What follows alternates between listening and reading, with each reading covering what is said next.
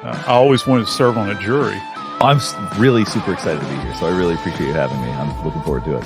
Creating this whole trial, Daddy. I want to give a big shout out to the 13th Jury Podcast and Brandy. Yeah, I applaud you guys. Keep doing what you're doing. That every time you run into Phil Barber, you should reach for it. And then I just look to the jury, and it's sort of like, look. I was in the eye of the storm, and you guys were watching the storm. Hey, if you're bored of work, come pop in and say, hey, we'll have some coffee. You are a ray of sunshine, and I love what you've done with your YouTube channel.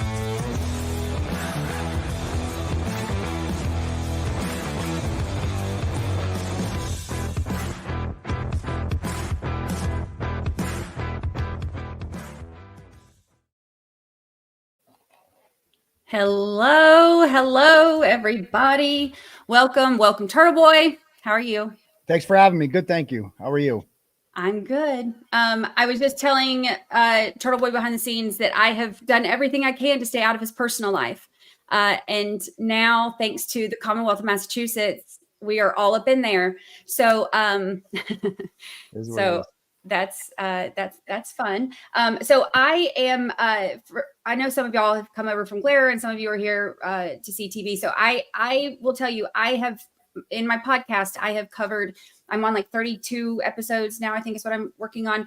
And so I've covered all of the Karen Reed stuff. I've covered some of the Canton board meetings. I've covered the, witness intimidation stuff. I've covered all of this, but I have done everything I can to stay out of all of the drama stuff. And now with the Bederow letters and all of the stuff that's come out with the, the texting and collusion and all that stuff, it's just kind of, it's unavoidable now. It has become part of the story, especially because of Tully and, everything that's going on. So I wanted to have you on to kind of go through all of that stuff. And I want to hear your perspective on it. And for a lot of the people that are with me that haven't followed any of that, this is all brand new to a lot of them. So I wanted to kind of go through everything and break down exactly what it all means and what everything is. Yeah, I'm good. Whatever you want to talk about. Okay, so the first thing is kind of getting to know who's who. So, because there's a few people that are involved in this. Kate Peter, tell us about Kate Peter. I'll try to give you the Reader's Digest, but she used to work for me about 5 years ago. I really did not want her to become part of the story because she just kind of latches on to everything I do, has been doing this for years. Anyone who's been following me knows this. I fired her like 4 or 5 years ago after I found out that she was stealing money. And, after that, she immediately just started making, I thought she was my friend.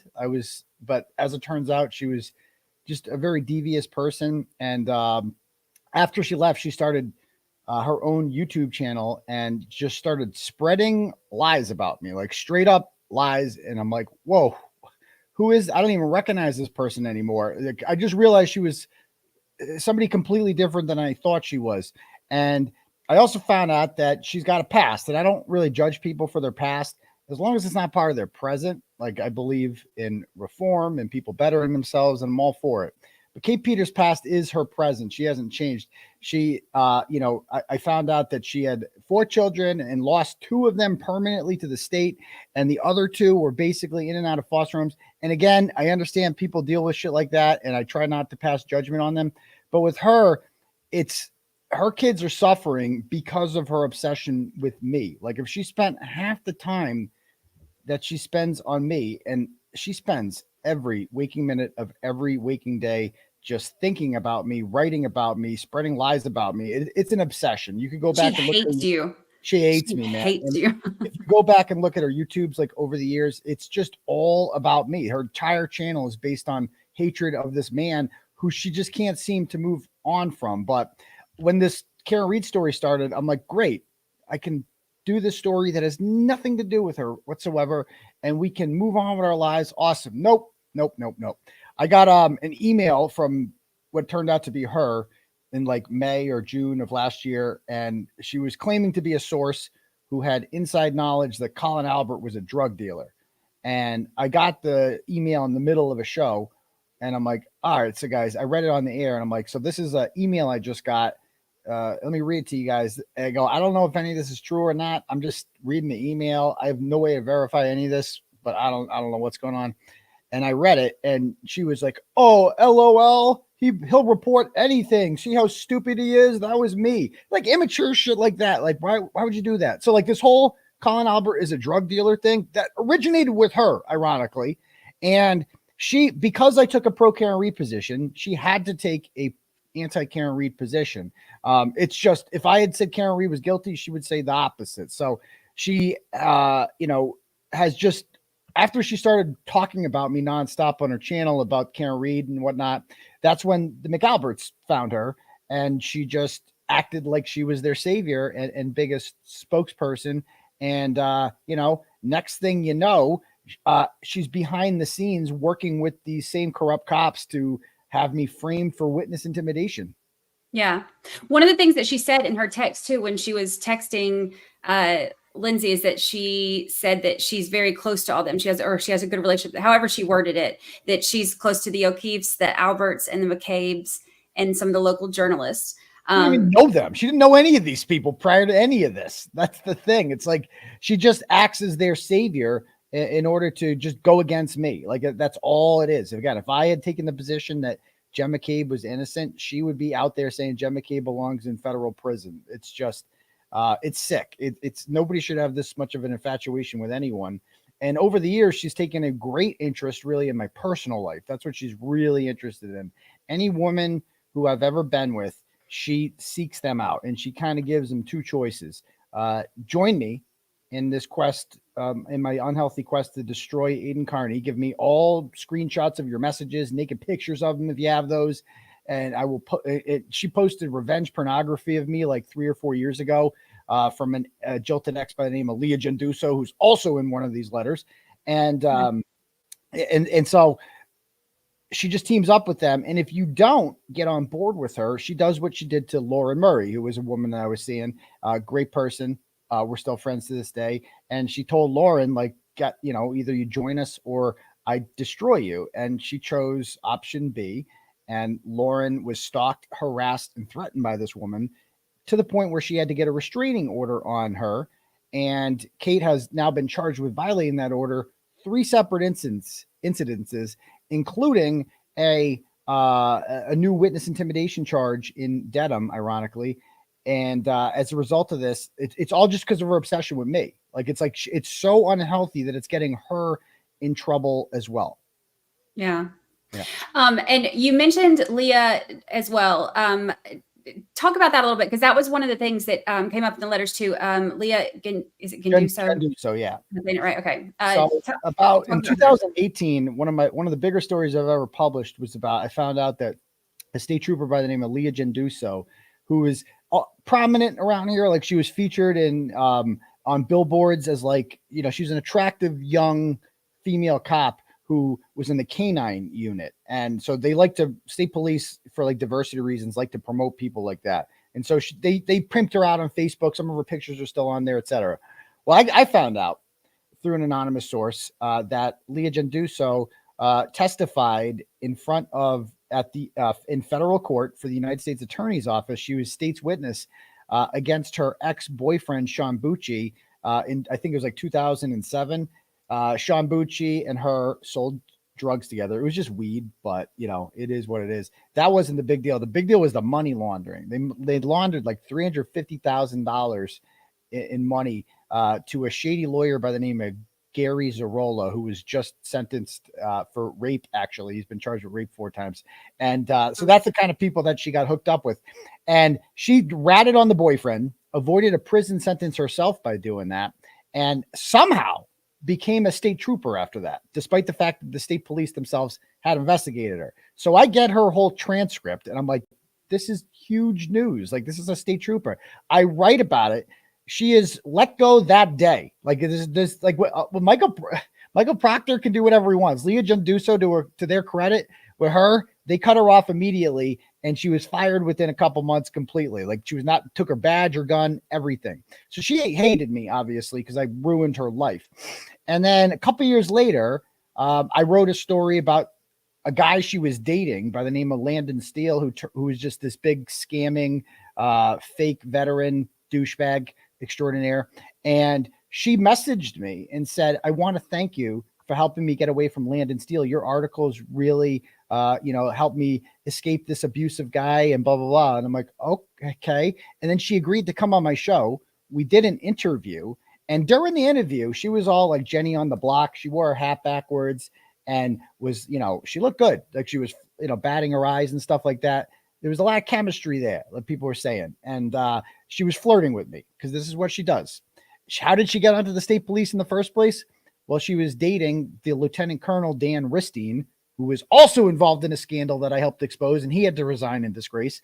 But this is what she does. She attaches herself to men who have power and can get her things, and she does what she does. You know what I mean? And so next thing you know, she's real friendly. She starts appearing in the chat on my live streams. Hi guys, I'm in the tub, like looking for attention. And she asked me out to go out for a drink. I did. Next thing you know, here we are.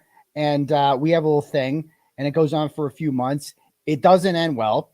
And she decides that she is going to team up with Kate Peter and send her a whole bunch of nudes, because Massachusetts was one of 2 states at the time that has no revenge pornography laws. So she's next. You might have seen, unfortunately, there's some pictures of me out there on the internet that were released by this vengeful woman in order. And so when they say that I'm like the revenge porn, they are saying, oh, revenge porn Turtleboy. She sent videos of me solos to Kate Peter, who then shared them on social media. Like they're the revenge porn people. Right. And so like when I see her and Lindsey down at the State House doing this like revenge porn thing, like you guys are the purveyors of revenge. What the fuck planet am I on? So that's where Leigha's involved in this. Gotcha. And so the whole thing with Lindsey, let's kind of go over this, because a lot of this has kind of originated but with Lindsey and Kate. So I want to look at the timeline a little bit. You and Lindsey started, I know in the hearing, I think it was the January 8th hearing, you said that you'd gotten the first message around September 4th, and then y'all met for the first time September 15th. Yeah, like she made no doubt that she was like, I'm throwing myself at you. She called me daddy. I'm like, okay, I can see where this is going. And we met up on the 15th after court. I went over her place, and then I went to the Star Drive-In Theater for a fundraiser after that. And then it was nothing like, it turned serious, but it wasn't supposed to be. Like, it was like every Friday night I would go over there. She has 4 kids, so she couldn't like leave. So I would just go over there, and then drive home. But then after I got arrested on October 11th, I was like afraid to be in my house because I thought they were going to nab me for Brian Albert. I hadn't been charged with him yet because he's in a different courthouse. He's in Dedham. The rest of them are in Stoughton because he lives in Norwood. And so I was like afraid to go. So I started staying at her house a few nights. And that's when things started turning. Like I saw a different side of her. Like she started like swearing at me and telling me I'm this horrible person. And it was the first night we actually went out and like went to a bar and got drinks. She was on the way home. She like lashed out at me and started telling me what a horrible person I am. And you're a piece of shit and you're so cocky and blah, blah, blah, blah, blah. And so when we got back, I'm like, okay, well, that's the end of this relationship. Like, no, she wanted to hook up after that. And so, and that was when was that? Was in like October 15th around, okay. And, my fault. I should have just walked away at that point, but maybe I was a little addicted to crazy at the time. I'm no longer into that. I want to be very clear. I have a wonderful girlfriend now who is stable and doesn't do any shit like that. But at the time I guess I was just looking for a thrill, and look where it landed. I ended up in jail over it. So let that be a lesson. But so we started, I would see the signs of crazy. She would lash out at me a lot. And then she would come back to me and be like, I think you're the most wonderful person. I'm so sorry if I lash out like that. I just got out of an abusive relationship. It was like love bombing, and then followed by insanity. And it was just this cycle that continued. And I could have got off the ride whenever I wanted to, until the fake baby came, and that kicked things up a notch. Yeah. So let's talk about the fake baby. Well, first of all, you said it, the like first kind of sign of like crazy toxic, whatever it was in October. I think it's also one of the things that's very interesting about this is y'all met for the first time September 15th. And in October, 1 month later, she already had the fake profile that she made, Jane. Yeah. So I started noticing that, like, so actually around late October, this troll account called Troll Homeo on Twitter posted that Aiden's out with a new brunette tonight. And Kate makes a post saying, "How's Lindsey doing?" And it's like, oh, for fuck's sake. Lindsey saw this and she's like, fuck, I'm about to get doxxed by this woman. And so Lindsey creates an alter ego on Twitter called Jane. And Jane, because we have all Jane's, we know the date of the creation of the account, all the messages she's ever sent. Jane starts communicating with Kate and Troll Homeo in like late October, early November. The character of Jane was intended, it was supposed to pretend to be Lindsey's friend. Jane was Lindsey's friend. And Jane was going to them and telling them, oh, my friend Lindsey, she's dating Aiden and I'm trying to get her away from him because he's such a scumbag, but please don't dox her. It was her way. Jane was her way of preventing Lindsey from getting treated like shit and attacked by Kate. She preemptively made Jane to do that. And Jane would trash me like while I'm out, like for getting drinks for her. And she's telling me, oh, I can't wait to see you later. Jane's online saying, Turtleboy is such a piece of shit. Look at him. He's such a fucking idiot. Like saying the horrible shit about me. And in court, like she would come to my court dates, be supportive in person. Like, oh, tell Tim Bradl he did such a good job today. Meanwhile, Jane's on Twitter. Tim Bradl's the worst lawyer I've ever seen. What a fucking moron. And it's like, she gave herself away with Jane because all of a sudden Jane posted she was obsessed with Lauren Murray. Lauren Murray, again, woman I used to date that Kate's attacked, etc. She was so threatened by the fact that me and Lauren are still friends, and Lauren has to go to court with Kate, and I support Lauren through that. She didn't like that at all, and so the Jane account really went after Lauren hard. And one day, I had sent her a screenshot of something that Lauren had posted on Facebook, and Jane reposts that screenshot. And you could say that, well, you know, it's anybody could screenshot her page, right? Except it had the same number of likes. And, you know, on Facebook, it says like this person liked it and 52 others. Mm-hmm. It was the exact way it appeared on mine. This person likes it and 52 others. Jane posts that shit. And so I go to her and I'm like, what are you Jane? I'm like, she's like, what? That's ridiculous. That account hates on you. How could that be me? Like, she's like, fucking Grace. She blamed this woman, Grace, the babysitter, poor Grace, and blames Grace. Fucking Grace. I told her about that. I can't believe Grace is doing this. And I'm like, well, I guess Grace is a little bit ratchet. She had convinced me Grace is ratchet. She had convinced me that like her ex-boyfriend, Frankie, who was in jail at the time, which is Grace's cousin, right? Yeah, Grace's cousin, for allegedly beating her up. She claimed she made me think Frankie was this total monster who like beat the shit out of her. And Frankie was in jail at the same time as me, as a matter of fact. And I thought that Frankie was not going to like me. So my lawyer requested I not be in the same cell block as him. But after we got out, me and him connected and we just shared war stories. And we're like, bro, I had no fucking clue. Like, holy shit. Like, it was like two battered men meeting for the first time and like reminiscing about the fucking months of psychological abuse both of us had been through at the hands of this person. And she had told Frank before I went in, she tried to get a message to Frank in jail that I posted pornographic pictures of her 2-year-old daughter, of their 2-year-old daughter.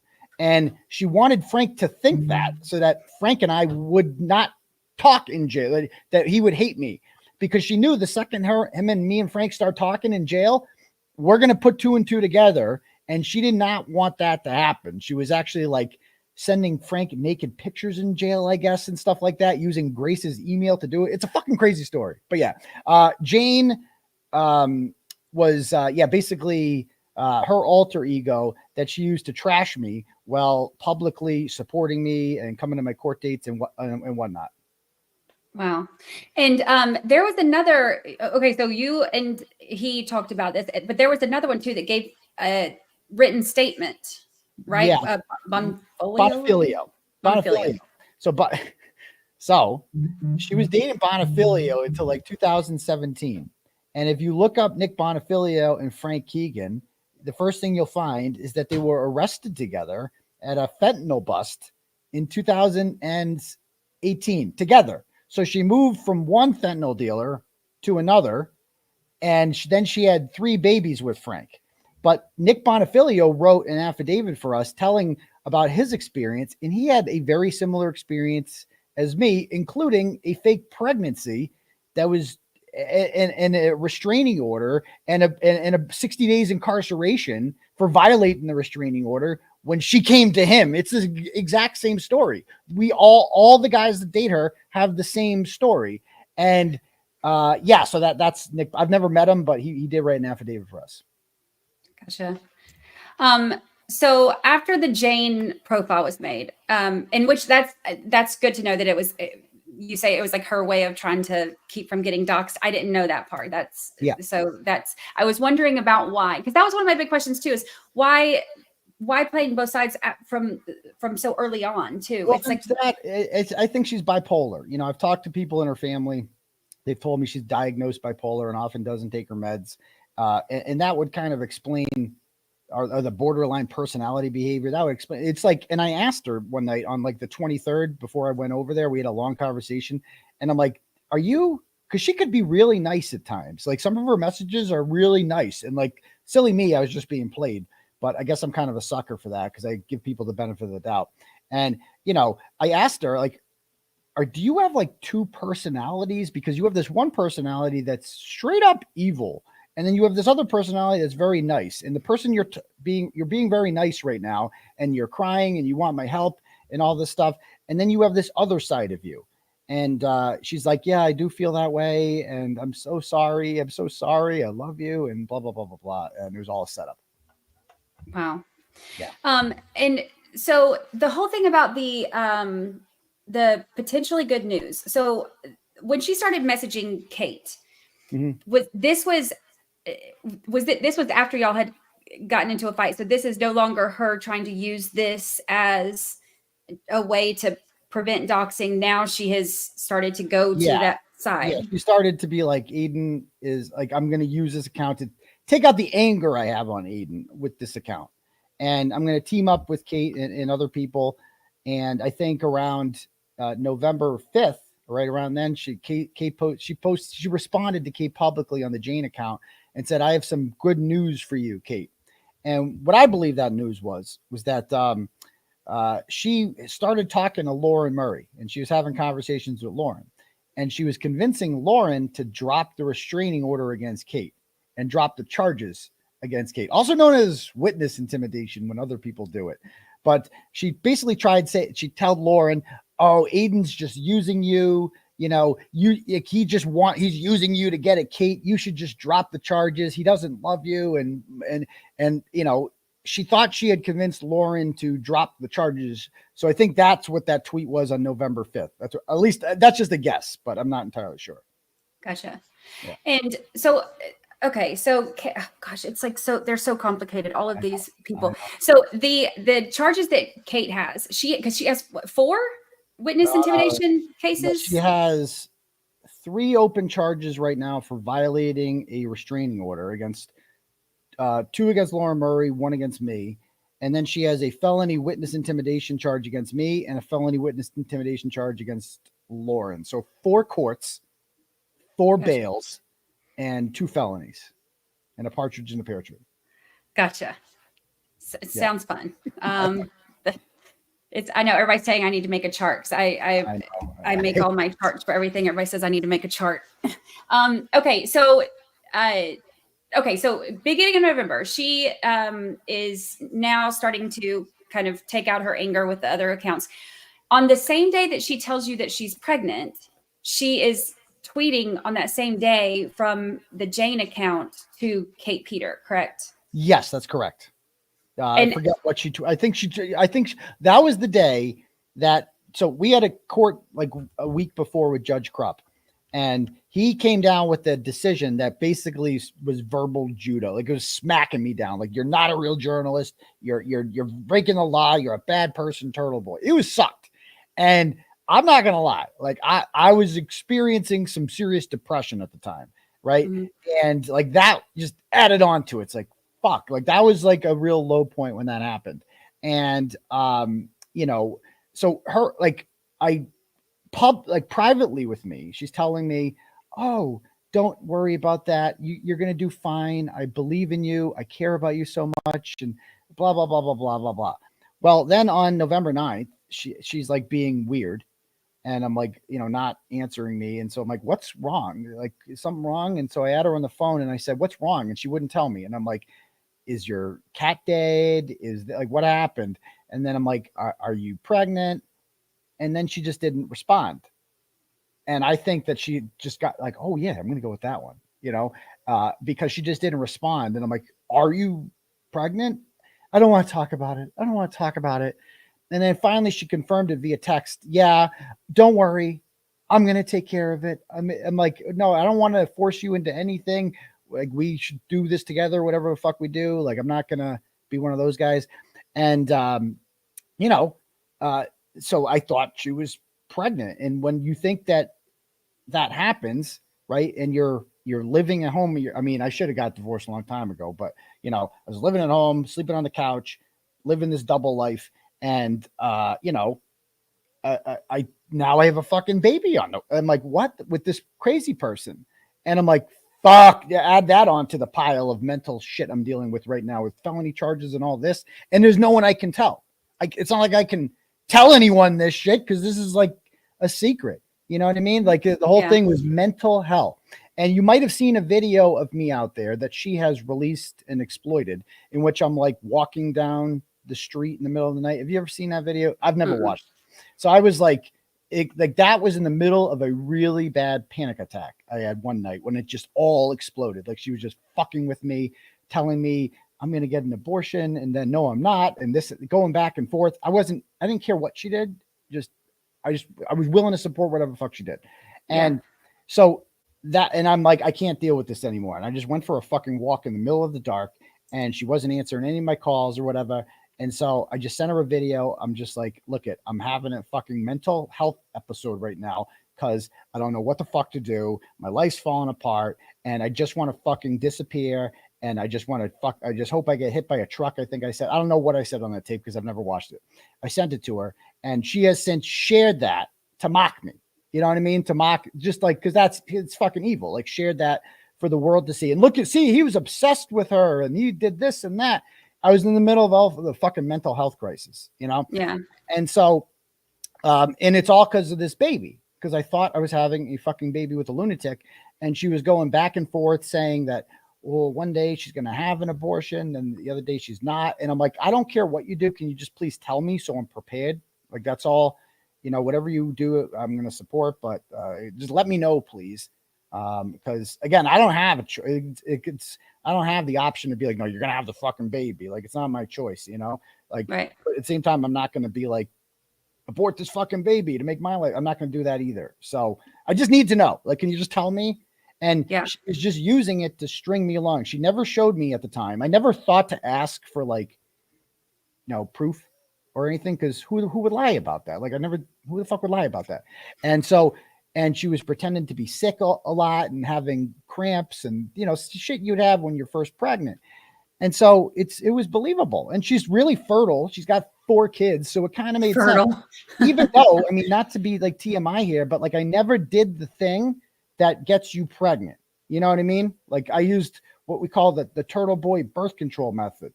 It's pull out. Like, it's like, I never once did it ever. And so, like, that should have also been a red flag for me, that, like, wait a minute, you didn't actually do, but I'd heard urban legends about, like, you know, sometimes it happens even when you don't, you know? So, whatever. So I just believed it. And because who would lie about that? And then we're up to like November 27th. She sends me a picture of what she claims is she's at a Planned Parenthood, she says, in Brookline. And I'm like, what's going on? I had no fucking clue. And then she's like, I can't do it. And I'm like, so I call her on the phone. I'm like, what's going on? And she's like, oh, you're making me get this abortion. And I'm like, I'm not making you do anything. What are you talking about?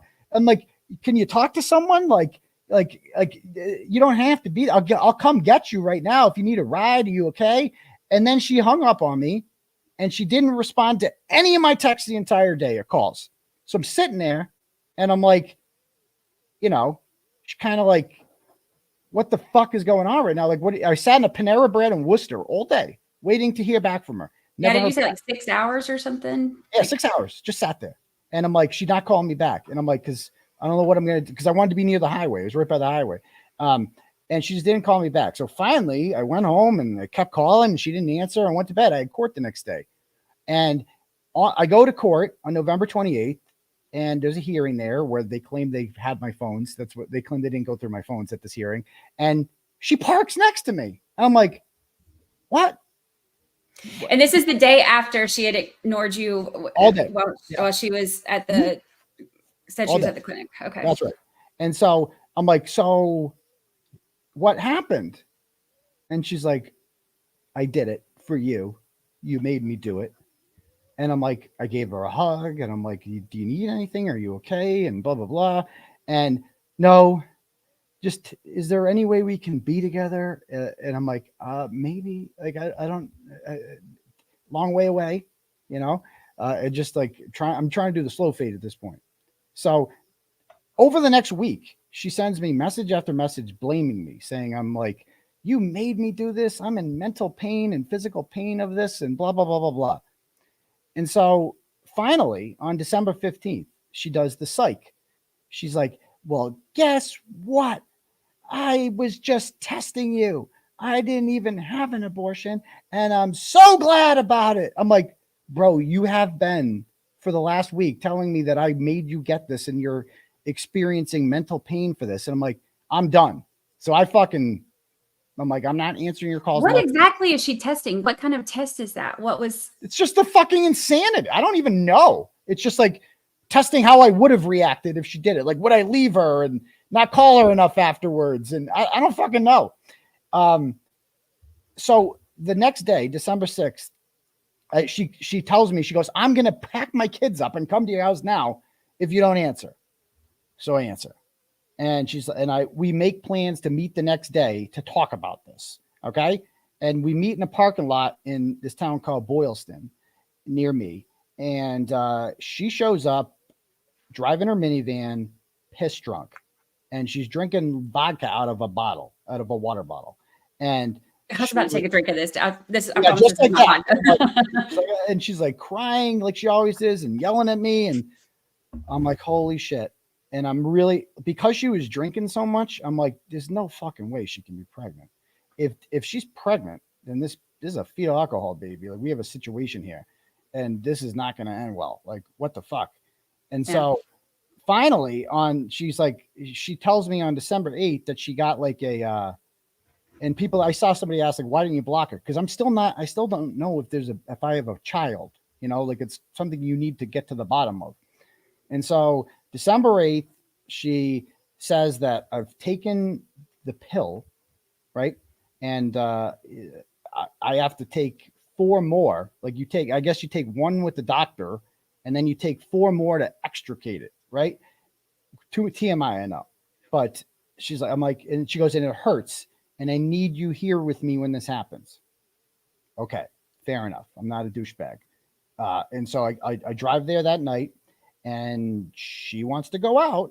So we go out, she gets drunk and then wakes up in the morning and she says, I forgot to take the pills. You have to come back again tonight on December 9th. And I'm like, no more games. This is bullshit. I don't think you're pregnant. Like, this is a fucking game. This is just your way of keeping me around. I'm out of here. And I'm not canceling the live show for this. And because this is my job, you know, this is how I make a living. Yeah. Well, during the show, she's rage texting me, telling me I'm going to regret this. She leaves a voicemail saying that I'm going to drop that fetal alcohol baby up at your house and party the fucking night away. This is going to be your biggest regret you've ever made. I'm going to fucking destroy you. All these threats. And I'm just ignoring it. And as it turns out, now that we have her phone extraction, because I don't talk to her for like a week or so, during this time on December 9th, she is messaging Leigha Genduso and Kate Peter, and she is making plans to have them hook her up with Ken Mello, who she meets with on December 11th, and then she meets with Tully on December 14th.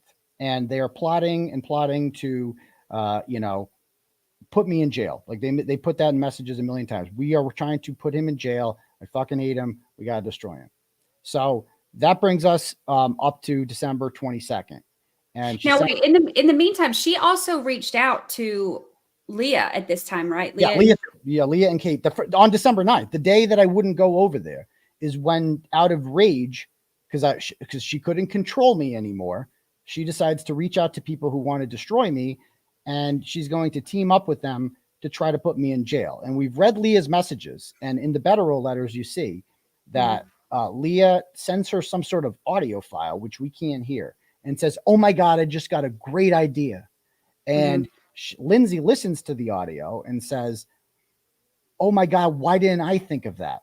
We can get him on these bogus witness intimidation charges and beat him at his own game." They call them bogus witness intimidation charges in writing.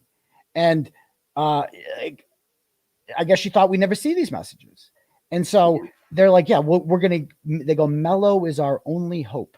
We're going to get you in touch with Mello, and we're going to get him in jail, and he's going to get raped by Bubba and having all this shit." And I'm like, deranged, absolutely deranged. And so this goes on for like, I don't know, a week and a half. And then I get a message from her on December 22nd with a picture of what appears to be a summons in Commonwealth versus something about witness intimidation in Canton. And I'm like, "Is this, you have a summons?" And she goes, "Brian Tully just came to my house and gave me this." And I'm like, how does Brian Tully know who you are? Because I don't know any of this is happening. I don't know if she's talking to Krusty and I don't know any of this is happening. Like, how does Brian Tully know who you are? Yeah. But the timing of this is a big deal too, because this is right after your stuff can kind of go back to normal. You were like your witness intimidation stuff, right? Wasn't this like the day after? Yes. So I had a big victory in court on December 22nd. I was indicted. And at that hearing of my arraignment, Mello tried to get stay away orders put in place, and he lost because I guess you can't do that in Superior Court. And so I walked out of there. I was on the front page of the Herald. Like, Turtleboy has this, out of his shell was the lead thing, like has his restraints released. He can go back to his business and blah, blah, blah, blah, blah. And so 2 hours later, everything changes because I got a message from her saying that there was a grand jury summons, like, for her. And I'm like, how does Brian Tully know who you are? And I'm like, and she goes, why don't you ask Lauren Murray? She probably told them who I am and blah, blah, blah. It's like, you're not going to blame Lauren Murray for this one. You want to blame Lauren Murray for everything. Not going to happen. And so that night around like 1 o'clock in the morning, we have a freaking conversation on social media back and forth in which I confront her with all the Jane messages. And I confront her with some tweets that Kate has been posting. And Kate is posting really personal things about me that I only told her, like shit about my kids, like really shit that, for one thing, she said an example was that like, he hates his daughter.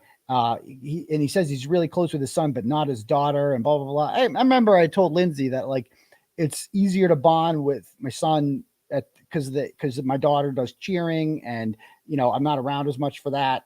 Whereas my son does sport. It was like, I was telling her shit. It's like, I'm like, really personal shit. And Kate's posting, and Kate's posting about it. So I know at this point that she's giving Kate information. And so I confront her with all it. I go, I know you're talking to Kate. I know that you're Jane. I know this. And she will not admit it. And finally, I go, and she goes, I don't have any support around. I don't have anyone around to help me. And I go, well, that's not true. Your family's right down the street in Plainville. And she goes, no, they're not. They don't support me. I'm like, I read the probate court documents. I'm not even allowed to talk about what's in them because now there's an order on me preventing from saying what's in them. So I'm not going to do that. But I show her these documents to show like, no, you're lying. Again, I have proof that you're lying right here. And she has since said that I was threatening her by showing probate court documents. I was threatening her children because her children are mentioned in the probate court documents. And so eventually I talked to her for like 2 hours and she confesses to everything. She starts crying, saying, I'm so sorry. I was just mad at you. I didn't think that they were actually going to give me a grand jury summons. I didn't think that they were going to ask for my phone. Tully wants my phone. Tully's telling me that I don't need a lawyer. There's no one I can turn to. I so regret this. I'm so sorry, Aiden. I've been working with Kate this whole time. She was crying to me, like crying. And I'm so sorry. And stupid me, I felt bad for her. And I'm like, look it.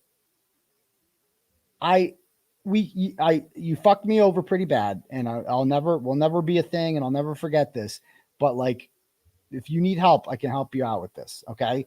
And then she's like, can you come over here tomorrow night and we can talk about it, and I can show you my phone, because I don't feel comfortable sending you messages because they have your phone and I don't know what they're tracking. And, I'm like, sure.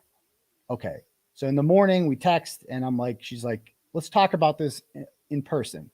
And I go, agreed, in person. And so I make plans to go over there that night.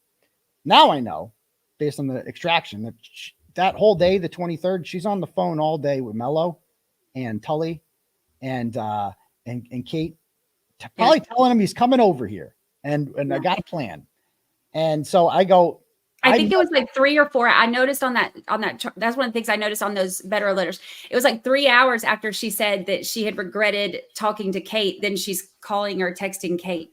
It was like 3 hours after she had told you that she was in contact with her again. I noticed that because I thought, gosh, it's so crazy. It's that for this long, she's saying 2 totally different things to y'all. Right. And it's like, I went over there thinking that like, this is a woman who made a mistake and is ready to own up to it. And I feel bad for her and I forgive her. And that night when we had when she explained everything, and I go, I appreciate you telling me the truth about all this. Now it's time to tell the truth about the baby, Lindsey. And she goes, no, the baby's real. And I'm like, is for 2 weeks, I'm like, I assumed the baby was gone. Now it's like the baby's back. And I'm like, I don't know what to fucking believe. And she sends me a freaking picture of a positive pregnancy test. I have since run the metadata on that pregnancy test, and it was taken in May of 2023 before I met her. As it turns out, she has since testified at the grand jury that she was pregnant in May. And the whole time she was messaging me, there's another thing. She was telling me that like, oh, I'm so fundamentally pro-life. I believe it's a baby. I can never have an abortion. It goes against everything I believe in. She's had a bunch of them. Like, because we have her phone extraction now. It's like, it was all a scam. The whole thing was a fucking scam. And the picture from the clinic that she sent me on November 27th, the metadata on that is from December of 2021, from a previous time at the abortion clinic that she just has in her phone and sends to me. So I agree to go over there, and I agree to meet her in a common area. And because I don't trust going in her apartment, and Tully's been in there. I don't know if they've bugged it, if this is a setup. I don't know what the fuck's going on. So we meet in the common area. And the whole point of me going there is for her to show me her phone and show the messages. And she's going to show me, I'm going to show what they were doing. And, she's like, we're going to get Tully, she's telling me. And, we're going to get Kate and we're going to expose all of them. And, thank you for helping me. And so, but we're in the common area and she doesn't want to let me go on her phone. Now I know that she didn't want me going on her phone because she was using the phone to record me. Essentially, she had called Mello and Tully and they were listening in on the 3-way on our conversation. She then goes into the bathroom for what seemed like 15 minutes in the common area. And finally I knock on the door and she's talking to them in there, as it turns out. And she sends Tully a text message saying at 10:48 saying, he wants to go through my phone. He's knocking on the door. I'm deleting all of our messages. Do not call me. And it's right in the police report. She's telling them she's deleting the police. At no point do they say, no, don't go in your apartment with him. He's dangerous. At no point do they say, no, don't delete text messages. Those are evidence. Like, don't do that. Like, this is unethical. Instead, they're like, yeah, go do it. Yeah, get him in there. Because they knew that the second I walked into that apartment, the second I walked through her apartment doors, I was going to jail. No, it was going from that point on. There's no cameras. Everything is going to be her word against mine. So that was the whole point. She had her son, who was 11 years old at the time, call her phone about 8 or 9 times, which I thought was odd because he never called. And now I know that she probably had her son call, say, Mommy, come back to the apartment and get in here. And so I agree to go back in. And she shows me the entire context of her phone. And I'm sitting there taking notes. I'm like shocked and horrified, as Jen McCabe would say, about the things that I'm reading in these messages about how I was set up and working, and they were working with these people. And I'm like, oh my God. Now I know that she went in the bathroom again at 1:30 and called Kate and Mello and Tully. Mm-hmm. Yeah. And the whole time, just probably giving him updates. Yeah, he's here. And then finally we get done looking through the phone at 2:30. And she, I'm so sorry. She tells me again, and I love you. And it starts kissing me. And then one thing leads to another. Fun time. And then I'm like, it's 3:00 on Christmas Eve. I got to go home. I'll sleep a couple hours when I get home on the couch. And then I got to do Christmas Eve show with my kids. And so she says, no, you can't leave me here. And then she takes abortion pills in front of me. And keep in mind, she's not pregnant. We have since found out through grand jury testimony that those are from a previous pregnancy left over, apparently. And so she just takes them in front of me. And I guess when you can take them when you're not pregnant, I guess. And it hurts. It gives you the same cramps and bleeding just without the baby coming out of you. And so she takes them in front of me and it's like, now you can't leave kind of thing. And I'm like, okay, this is insane. And I'm like, I have to leave. It's 3:00 on Christmas. You can't fucking leave. And I'm recording it. The whole thing's on tape and I've shared it. It's on my YouTube channel.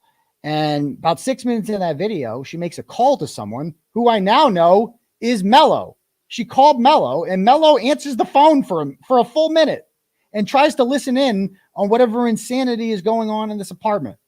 And then I'm like, this is why this is such a big deal, though, because for him to be the prosecutor in or special prosecutor against you, if he's trying to prosecute you and he's listening in and she's calling him, he's automatically a witness. It's crazy that he's just like, oh yeah, cool, willingly go forward with it. Yeah.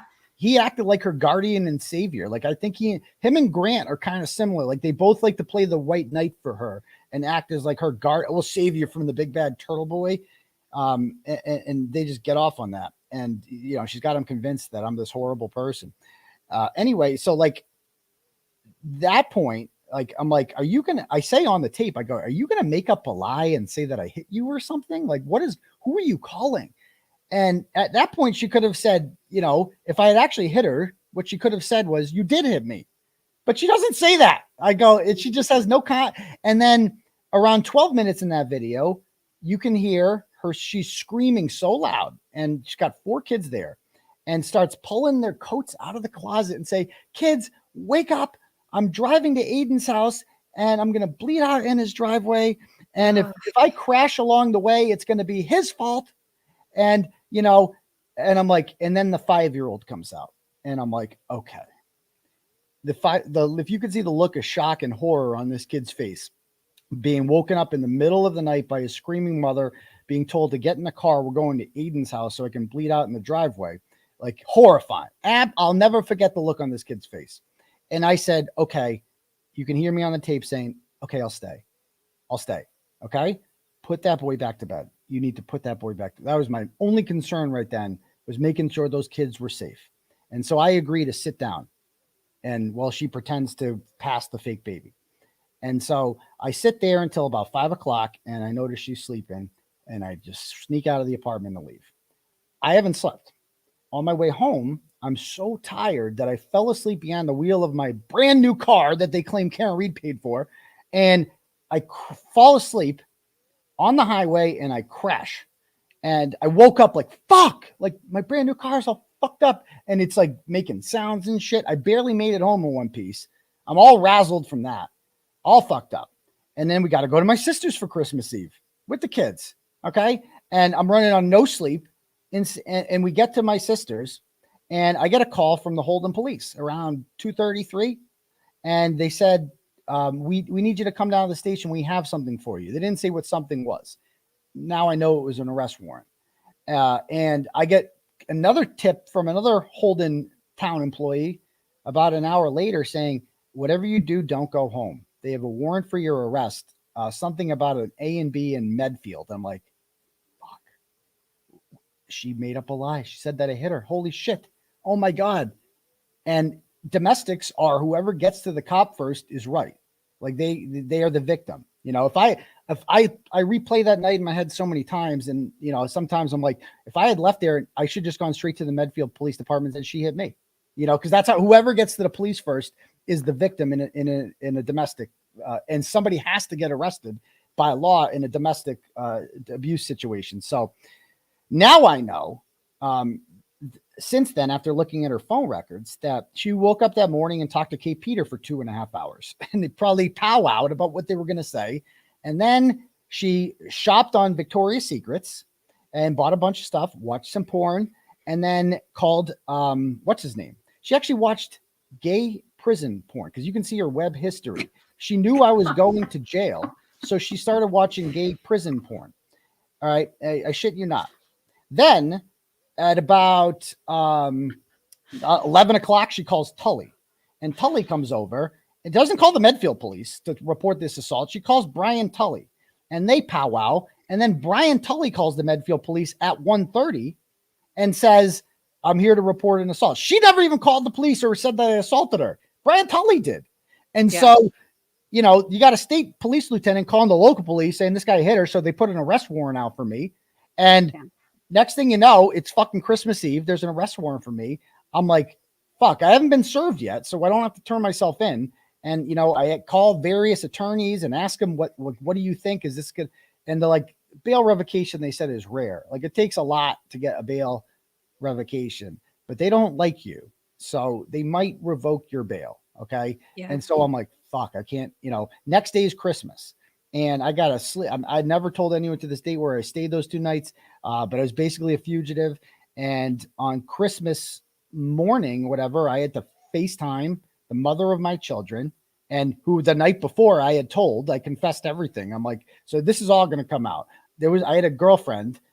She's crazy. She said she was pregnant, and now she says I hit her and I might go to jail. Okay. And so I will say this though, right? The one silver lining about this is like, I needed to hit rock bottom in order to get my life together. And prison brought me to Meredith, right? Who is just the polar opposite of this. And we can talk about that afterwards. Like, but basically, once I got into jail, how everything, like the message I got from her on December 28th, it was like I'm a God person. And I do think that everything happens for a reason because of that. Like, I never would have met Meredith had Lindsey not happened, right? So I got to do FaceTime with my kids. I got to watch them open their gifts on FaceTime. It was horrible. My whole Christmas is ruined. And I didn't even get to see him. And then December 26th is my birthday, and we've made plans. Our plan was to go down to the courthouse and turn myself in. And hopefully that we can just get in and out quietly before media finds out about this and get the fuck out of there. So me and Tim go to the courthouse at 9 o'clock. Who's standing on the courthouse stairs? Brian Tully with the Medfield police. They were waiting for me. They knew they knew that was our plan. And I'm like, well, the plan here is clearly to arrest me there, bring me back to Medfield, book me there, and then bring me back. So Tim's like, just go to Medfield and turn yourself in. So I do that with my PI. And earlier in the day, the PI had gone to Lindsey's house and said, you know, like, look we know this didn't happen. Like, is there any, he asked, like, can you talk to me? And she's like, no, fuck him. He played the video last night. He can fucking rot and all this shit. She ends up calling the cops on the PI, who was also almost arrested for witness intimidation. Oh my God. He was detained and he couldn't believe it. He's like, witness intimidation. I'm a private investigator. I have a fucking license and a gun on me. Like, what are you talking about? Anyway, so I turned myself in around noon. And, you know, before that, I had kind of sounded the alarm, told people I was down there. By the time I get to the courthouse, it's like 2:30 and it's packed. Everyone's there. Right. And I'm sitting downstairs just saying our fathers and being like, please it's my fucking birthday. please let me go home and see my kids on my birthday. My daughter had been texting me earlier in the day saying, where are you? You know, because she just got an iPad for Christmas and she can message on that. And it broke my heart. I couldn't fucking respond to my daughter, like asking me, where are you? You know? Yeah. And, you know, so I'm like, okay, I'm going to get out of here. I'm going to go home. I'm going to go see them. Everything's going to be fine. And then on, you know, I go upstairs for the hearing. The judge allows the tape to be played. And I'm like, I'm golden. This tape exonerates the fuck out of me. This tape shows that she didn't want me to leave. You know what I mean? Like she's telling me you can't leave. Like what kind of, if I just beat her up, then why would she want me to stay? It makes no sense. And I'm like, I'm good. But Mello is staring at me the whole time, like with this look of hatred, like, fuck you. Like he has a very different interpretation of this video. And he's saying that he manipulates her. You hear him on that tape, Your Honor? He's only doing that because he was recording. When he's not recording, he's the devil. And he's like, does this and that. And he's a manipulator. I guess the judge believed Mello because my bail was revoked around 4:30. And I was told I was going to jail for 90 days. And let me tell you, that's like a shock. It just puts you in. I'm not a jail guy. I don't go to jail. I obey the law my whole life. I own a home. I was a whole high school teacher. I don't go to jail. That's not what I do. And I'm going to jail. And I don't know what jail's like. I've never been to jail. And I'm like, what the, like, it's just pure shock. That's the only way I can describe it. I haven't eaten. I haven't slept. And, you know, I get brought to jail and, you know, you get a bologna sandwich. That's the first thing they give you there. And I'm just in milk. And I'm just like, I hate bologna. And I'm like, this is going to be my life for 90 fucking days. What is going to happen for 90 fucking days? Oh my God, I'm not going to get through this. And I meet with the superintendent, and you know, it was kind of, they had been prepped that I might be coming down. Like everybody there knows who I am. And he tells me that, like, he goes, you don't want to talk to guys in here. He goes, you don't want to talk to guys. He goes, you're normal. These guys in here, they're not normal. They're going to try to play you and this and that. So we're going to put you in medical for a bit before we figure out where to put you. And so I'm like, okay. And so I go to medical, and medical is isolated. You're surrounded by nothing but people withdrawing on heroin who are having up all night screaming, yelling. They have cameras in the cells. So you're on tape. Everything you do is recorded. Like going to the bathroom, no privacy my entire time there. And you also get no rec time there. Like when you're in the general population areas, those guys are out of their cell for about 9 hours a day total. Like play basketball, walk around, watch TV, you know, live somewhat of a life. Whereas me, I'm in my cell for 21 hours a day. And when I go to rec, you know, they would bring me to this living area where other prisoners were, and I would exercise there in their area for 2 hours while they stayed in their cells. One of those people was Brian Walsh. When I saw Brian Walsh there, I'm like, my second day, I'm like, holy fucking shit. It's the guy that chopped his wife up. I'm in the same place as that guy. What the fuck? You know, like, this is crazy. So anyway, like I said, so I got Securus app. Luckily, I got incarcerated at a good time because you get unlimited phone calls and they give you this pad. And so you can call people on the pad. I didn't even have to go to the phone. I could just do it in my cell all day. So Turtle Riders are messaging me all. And Meredith writes me, like, one of the nicest messages I've ever received in my life. Like an angel had sent it.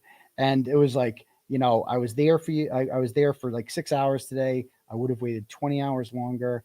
Anything you need, if you need to just someone to talk to get you through this. You're a great person. You're going to survive this. Nobody believes any of this stuff. And it was just so nice. And so she gave me her phone number. And again, you have nothing to do all day but call people. And so I called her within a day or two, and then we would talk every other day, and that turned into every day. And then next thing you know, she's visiting me in jail and on visitation days. And I was like, I think it was wicked corny. I told her that, like, I think I like you. And then she goes, that's nice. And oh, okay. But then the next day she called back and she's like, oh, I forgot. I like you too. And it was like middle school. It was corny, but it was really, it is one of those stories that's like, I never would have talked to you had this horrible fucking thing not happened. You know what I mean? So like after a while in jail, and I wrote this in like my jailhouse diaries, that I did feel like it was like God's way of telling me that, yeah, you're not breaking any laws, like you're not a criminal, but your personal life is shit, my dude. And you're like living a lie and hanging out with you need to get your shit together. And I think he put Lindsey in my life and Meredith in my life for a reason, to hit fucking rock bottom. And I did, and I can't, jail changed me. Like as a person, I feel like a different person when I got out of there. It was like a second shot at life, and my ex-wife and I now, we're divorced. We get along. I see my kids every day. I have my own place here. We don't argue. I see my kids every day, get them on and off the bus. Like there's no reason for us not to get along. Like we're not one of those, former couples that like can't get along we get along fine. You know what I mean? Because it's like, we just wasn't meant to be. And, that's, I got out on February 23rd, even though Grant said I wasn't going to get out. I find out about an hour before I'm being released that I've been indicted on 2 new charges. Just add them to the pile. And I get out, and man, walking out that courthouse door, it was like, whew, I can't tell you how good that felt. It was the longest 60 days of my life, especially being in isolation in medical, away from everyone. Like you have all these fans and supporters on the outside, but inside it's just you in a box, and it's like, it's just lonely. And it did give me a chance to get much closer to my parents. I talked to them every day. And that's another God thing, because my mother passed away 4 months later. And I felt like I wasn't talking to her very much before I went into jail, not because I had anything against her, but just, you're lazy. You don't pick up the phone and call people, you're busy. And so that I talked to her every day in jail for, before I went to like 8 o'clock on the dot, I would call them. I would talk to my dad and my mom, and they tell me how much they love me. And when we get out, you're going to have a whole new life and outlook, and everything's going to be better. So that's another thing I felt like, happened for a reason. Cause like I said, it's lonely in there. And although I did get in good shape, I lost like 10 pounds in there, exercised twice a day, ate healthy. But I missed my kids so much. That was the hardest part about being in there, was being away from them, talking to them on the phone and hearing them, and them asking you, when are you coming home? Where are you? Like that was obviously a question that came up a lot, is where are you?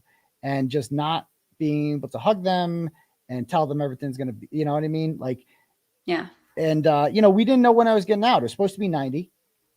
It ended up being 60 because turns out you can't hold someone for 90 if they have bail out of Superior Court. So luckily they indicted me a couple of days previous. So I got 30 days less.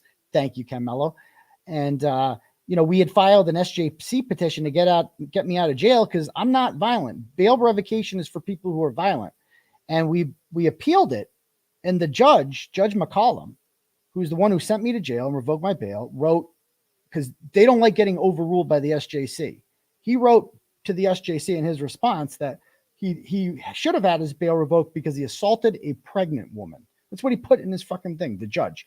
Like, bro, I didn't assault her, and she ain't pregnant. And that's a separate charge for assaulting a pregnant woman, and I wasn't charged with that. So this judge just lies in order to make sure I do the full 60, and I did. But like I said, I came out of there a stronger person. Richie from Microdots picked me up. He drove me to the jail. That's where Meredith and I kissed for the first time. Very romantic in the jailhouse parking lot. And, Oh, romance. Yeah. And so the rest is history. Yeah.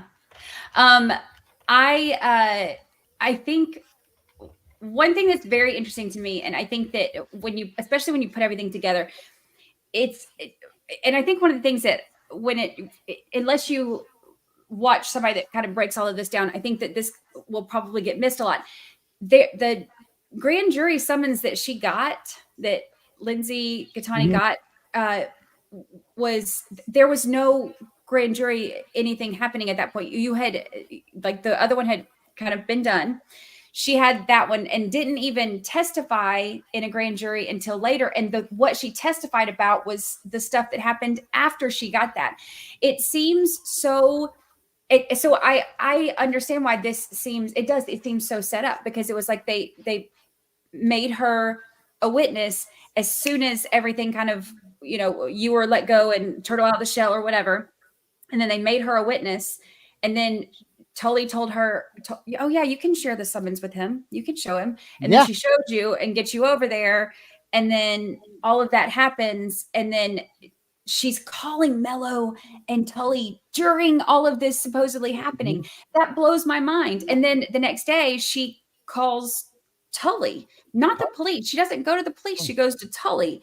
And so all of this, it seems so, because when you first say it, like, if you were to first hear you, because you did a interview with, was it Boston Magazine, I think, right? When you were in jail. And I remember reading that, and because you said to them, like, no, I'm getting set up. And I was like, okay, well, that's what everybody says. Everybody says but that.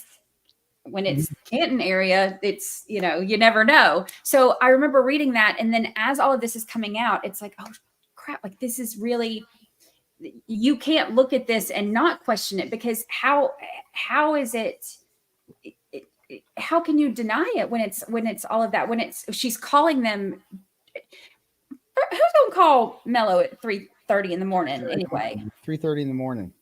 And I did my best. I asked my lawyer, like, I showed him this, and I said, like, she wants me to come over to talk about it. He goes, don't go. And so I told her I can't go. And, that she didn't like that answer.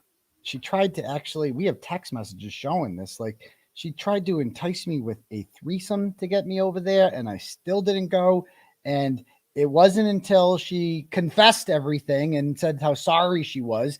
That's all it took, is just lying to me. You know what I mean? Playing me like that, and it worked. And like you said, the grand jury that she was, because that's the part I didn't get. That made no sense. I'm like, grand jury for what? They just finished a grand jury. I was just indicted. Right. You have nothing to tell them. She had nothing to tell them. Like, I haven't confessed any crimes to you. Like, everything I did to the McAlberts is on video. Like, there's no doubt. There's no secrets here. Like, what could you have to offer them? And now I know there was nothing. There was no grand jury. They never brought her in on the 27th because there was nothing to talk about. They ended up bringing her in on February 1st. And the only things that she testified about were the events of the night of the 23rd. So she gets this summons on the 22nd to talk about things that haven't happened yet. Yeah. So the whole thing was a setup. Yeah. I think one of the things that's really interesting too, that I read when I was looking at all of the timeline stuff, is so you got out of jail on, what was it, February 23rd or something, I think? February 23rd. Yep. February 23rd. So you said on your live that night that you were going to go to the Karen Reed hearing on the 26th. That's right. And so that's the first one, the only one that Lindsey Gaetani had gone to, correct? She had not been to one before. She never, even when we were seeing each other, she never came to any Karen Reed hearings. So I'm like, and we had discussed this possibility in jail because she had a restraining order on me. Mm-hmm. And so we had discussed the possibility about what if she shows up. And, the general consensus, at least with me, I'm like, she ain't showing up. Like, that's a whole different level of crazy. Like, you have to, everybody's going to know you're the girl that lied and sent Turtleboy to jail. As of right now, nobody really knows who you are. People are still kind of confused about how I ended up in jail in the first place. I hadn't written about her really, about the whole story. So nobody really knew who she was. But I'm like, if she goes with them, that's like, you're making yourself a villain. Like, that's ballsy to do something like that. And so I go to the hearing like I always do. And I am outside for a couple hours with the protesters, and I go inside and I have my seat where I normally am. And then I get a message, and somebody sends me a screenshot, and they go, "Is this Lindsey? I saw this on Tom CPU's live. Like, is that her?" And I'm like, fuck. And there's video of me in the courtroom. Like, Court TV has pictures of me in there. I'm sitting next to Brad Goldstein and Meredith, and we're talking to each other. And I'm so nervous because I'm like, is she outside? Is she coming in? Is she really doing this right now? Like, are you fuck? And then she walks into the courtroom holding the restraining order. And I, without saying a word, I get up and I walk out and I leave because I know this trick. Krusty Panties Kate has, been charged for violating an order because she didn't get up out of a courtroom when Lauren Murray walked in because Lauren Murray has an order on her. So I I knew, I'm like, oh, they're going to try what happened with Lauren on me. So I get up and I leave. And Meredith comes with me, which must have really bothered Lindsey because Meredith is much more attractive and nice than she is. And so that must have really bothered her that she couldn't break my spirits like that. And I obviously found much better than her and moved on with my life. And so we walk out and I go outside and I immediately start filming because I want this all documented, you know? And I go right up to a cop, first cop I could find. And I said, there's a person in there with the restraining order on me, 100 yards. Where should I go? He points me to the registry of deeds. So I go over to the registry of deeds and I stand there for about 5 minutes. I talk to Turtle Riders about what just happened. And unbeknownst to me at that time, Kate Peter is on the phone with 911, telling them that I'm down there violating an order. And and she wasn't even there. She wasn't even there. She was watching my stream. And she's like, and she knew this was going to happen. She knew she probably set the whole thing up herself. They're probably watching now. Hi, y'all. Hi. Yeah. We know that, you know, we had asked Lindsey at a hearing who invited, because she said that she was invited by the family of John O'Keefe. And we asked, you know, who, you know, like wanted to, you know, who invited you? And she's like, well, someone in the O'Keefe family. And I go, ask her who. And he said, who? And he says, well, Paul O'Keefe. And I've since talked to Paul O'Keefe and I asked him about this because I asked him outside of court. There's a video of me confronting the O'Keefe family. And I go, do you think this is funny, Paul? Do you think domestic violence is funny? Because like, this is your brother's murder case. And you're so concerned about your getting justice for your brother.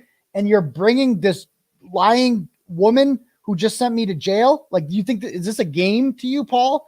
So like, it seems like they've used that tape to be like Turtleboy's picking on the O'Keefes. It's like, no, I'm confronting Paul because that was a dick move to do. It's disrespectful to John to do that. It's disrespectful to the court, to everyone, you know, to do a stunt like that.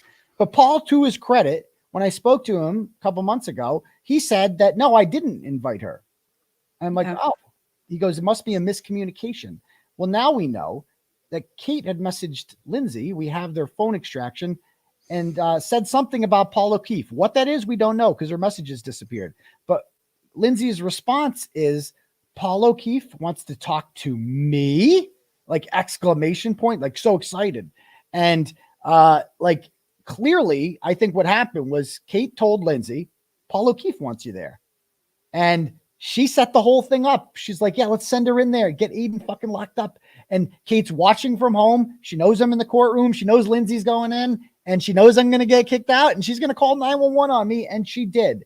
And so I went to where the cop told me to go. I'm with Meredith, right? And I go stand across at the registry of deeds because that's where he told me to go. And 5 minutes later, the court adjourns. So it was a real quick hearing. Hundreds of people flood out of the courtroom. I couldn't pick her out of a Where's Waldo lineup at this point because everyone's wearing black. I didn't even know. But Jen McCabe stands out. I see Jen McCabe coming out and I start taking pictures of her from the grassy knoll. Like there's pictures, like, you know, I take my camera out, but I was too far away to get any good shots. And as it turns out, Lindsey was somewhere in the vicinity of Jennifer McCabe. I didn't even see her or notice her. And I'm staying far away. All right. There's nowhere for me to go. I can't go through the freaking wall. So like that's the only way to get away is go through a brick wall and I can't get out of there. And so nothing happens though. She doesn't see me. I don't see her. She leaves. I go back across the courthouse street and wait for Karen Reed to come out.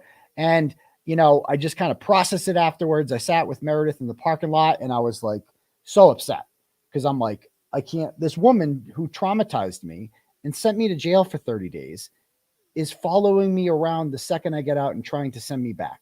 She's never going to go away. I'm like, it's an abuser. I'm like, I can't get away from this person and there's nothing I can do about it. She's just, what happens if she comes to my kid's basketball game? Like, what's the next thing that she's going to show up to evict me from? And so unbeknownst to me at 2:30, when they got out of court, and she called the police, the Dedham police, to report that her car had been vandalized. And the cop comes down, a guy by the name of Kozak, and takes a report. And she's like, yeah, so my car was vandalized. It wasn't like this before. It probably was because she gets in car accidents a lot. And she's like, something happened here. I think it was Aiden was probably responsible for this. I don't know. I think he's mad at me because I made him leave court because I have an order on him and blah, blah, blah. At no point does she say anything about me violating the order. Never comes up. Not in the police report, nothing. And she leaves because I didn't violate. She didn't see me and I didn't see her. Well, 5 hours later, she calls the Dedham police and says, he violated the order against me. He was yelling at me on the way out of court. I get another charge for violating a restraining order simply based on her word. And I'm like, are you fucking kidding me? I'm going back to jail. Like, are you? So we have a dangerousness hearing on March 14th. My first 20 days out of jail, I don't even feel free because I might go back to jail. And I think every judge in the world is against me. And I'm like, if we get McCollum again, I'm fucked. I'm going right back to jail. And so luckily we got Judge Pomerol, who is much, I think he gets it because we had the two cops testify, the one who told me where to go and the one that took the report and said that she didn't mention anything about violating the restraining order.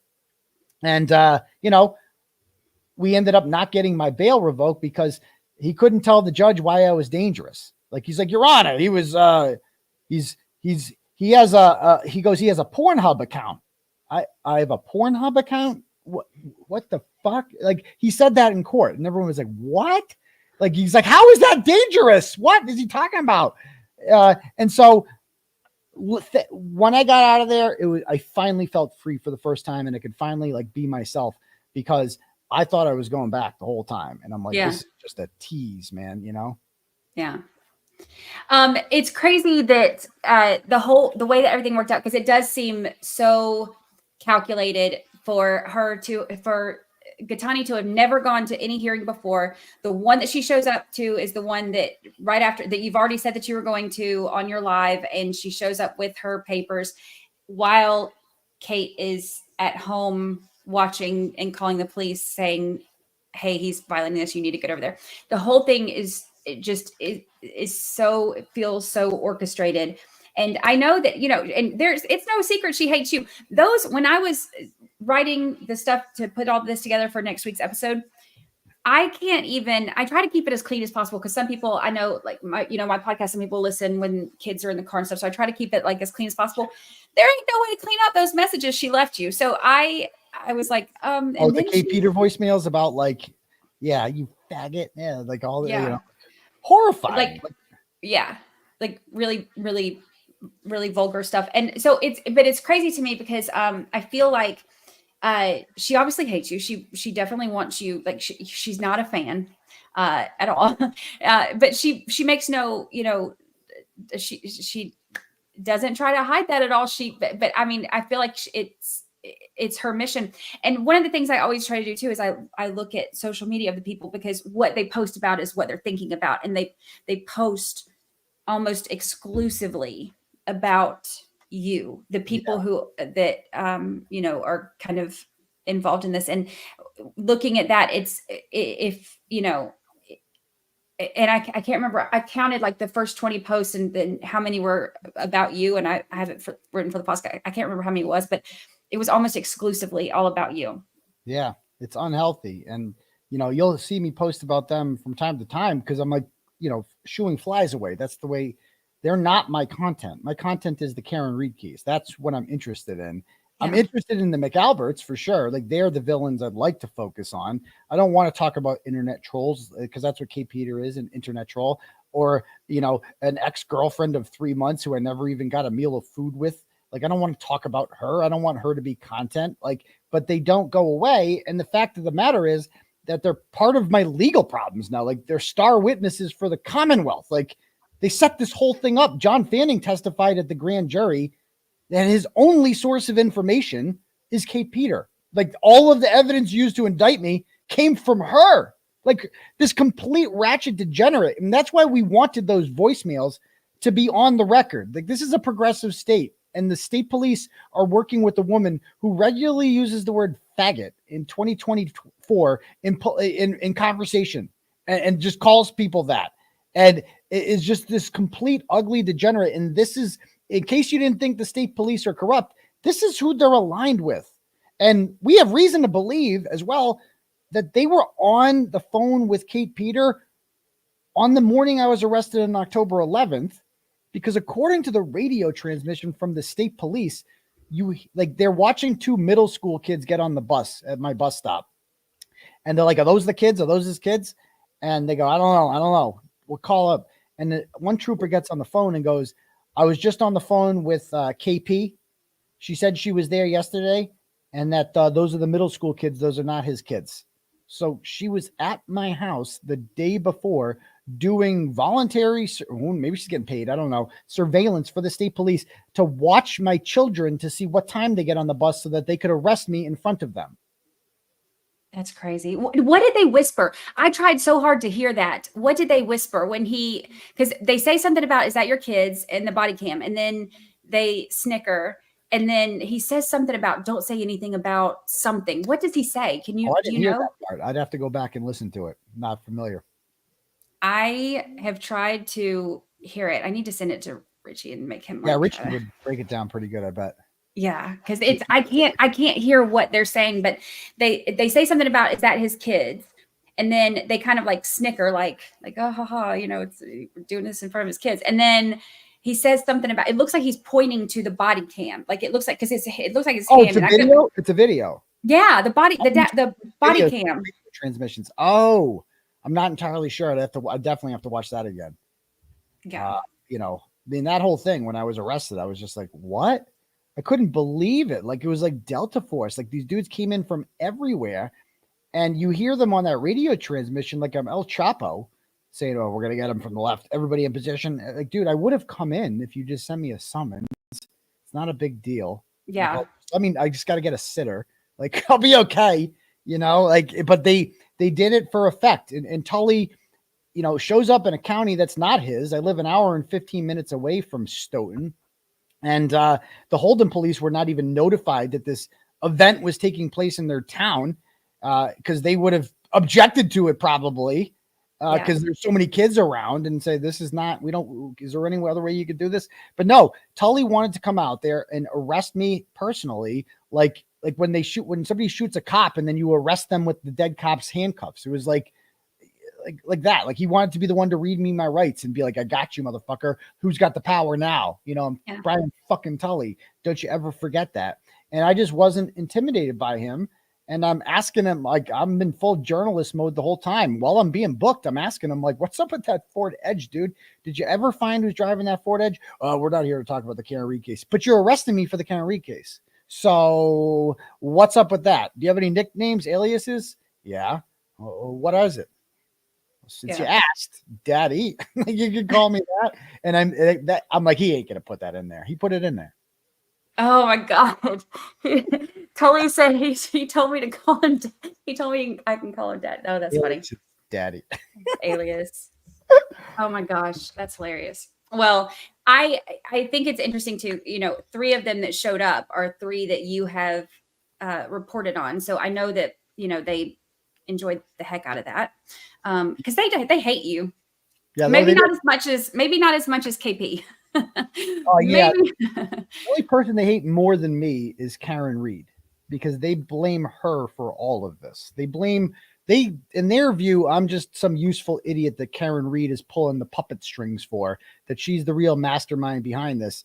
Like when Brian Tully was asking Lindsey questions at her when they met on December 14th, you could tell the line of questioning he's getting at is like, Karen's behind this whole thing, right? Like, tell us about Karen. Like, how often do they talk? And like all the questions are about Karen Reed, not me. Yeah. Is there anything that you would do different? I wouldn't go to her house on December 23rd. I'd be like, fuck off.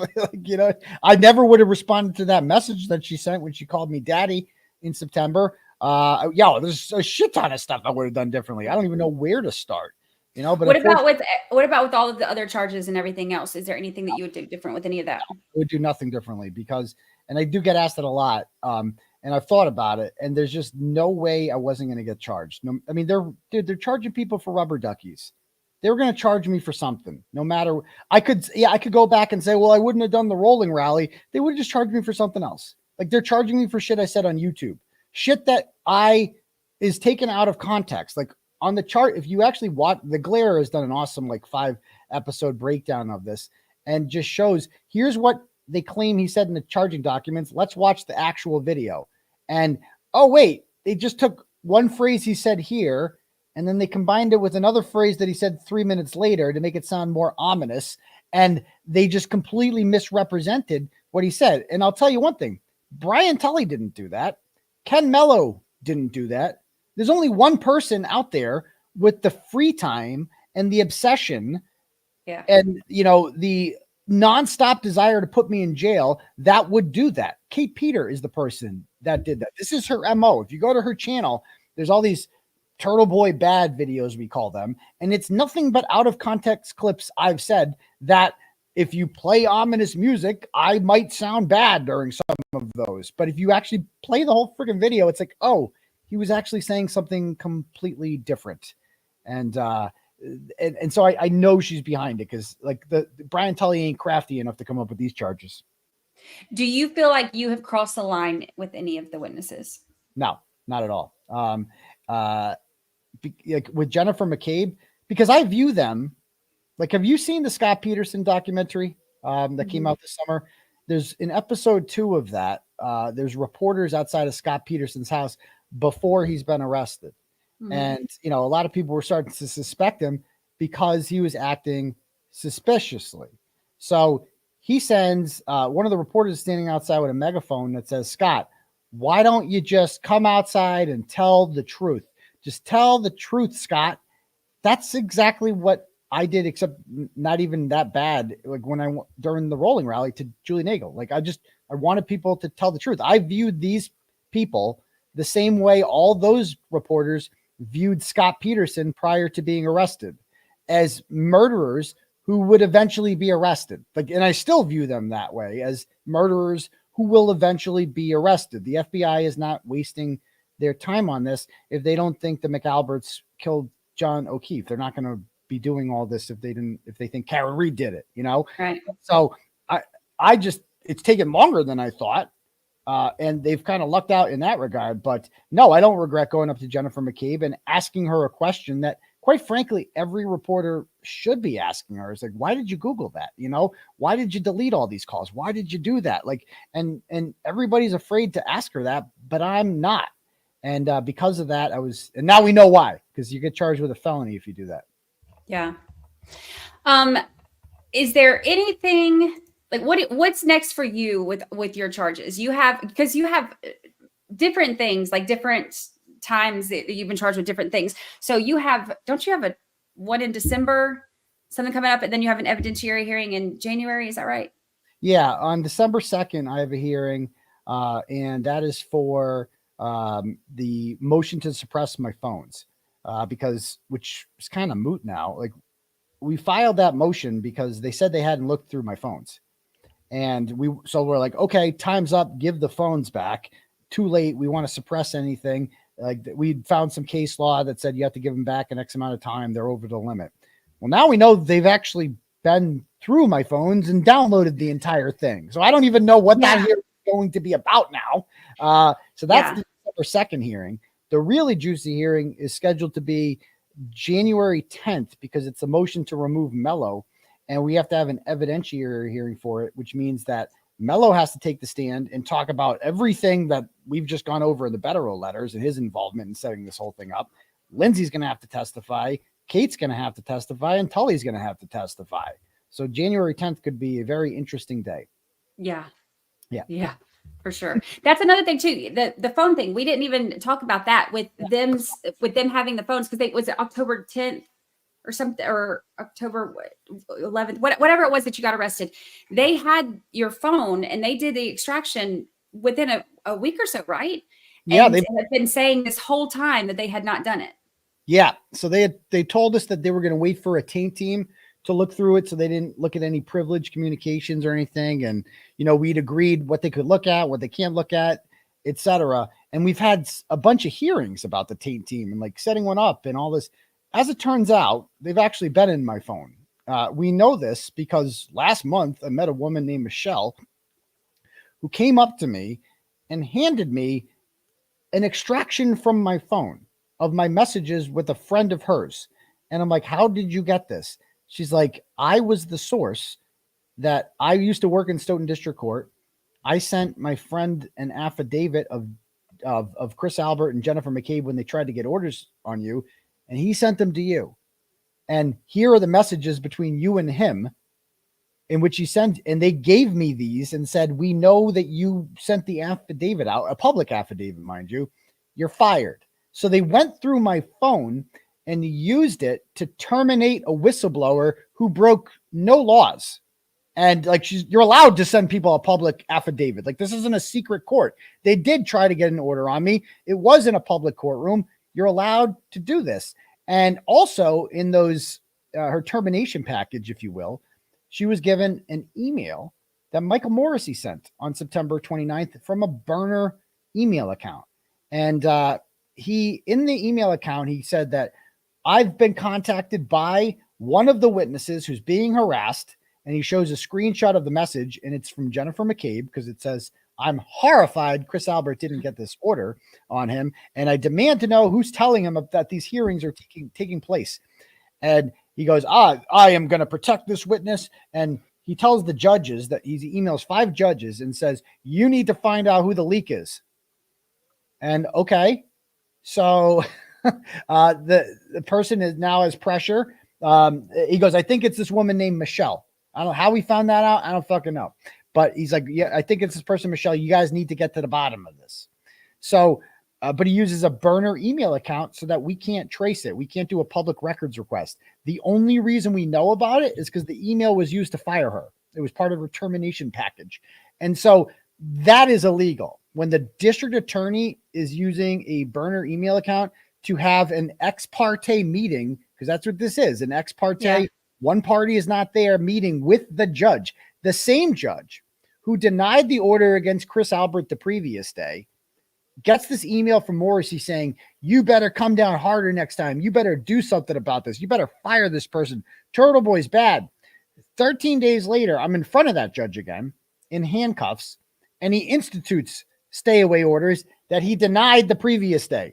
So, like, he was suddenly inspired to give me a stay away order after the district attorney reamed him out and told him, you need to get your act together. Like, so that is completely illegal. And so we have a lot of answers that we are going to start demanding in court motions that are going to be heard at this court hearing. And so it's good because I'm no longer on the defensive. Like, our old strategy was basically like, everything I said is First Amendment protected. I'm allowed to do those things. Our new strategy is that. Plus, we're exposing all you corrupt motherfuckers, and this whole thing was a setup. Yeah. And, you know, Bradl, I know he tried to file sanctions against Bradl, but also between Bradl and Bederow, and I love me some Bederow. I love him. I've had him on here before with me. He has such a great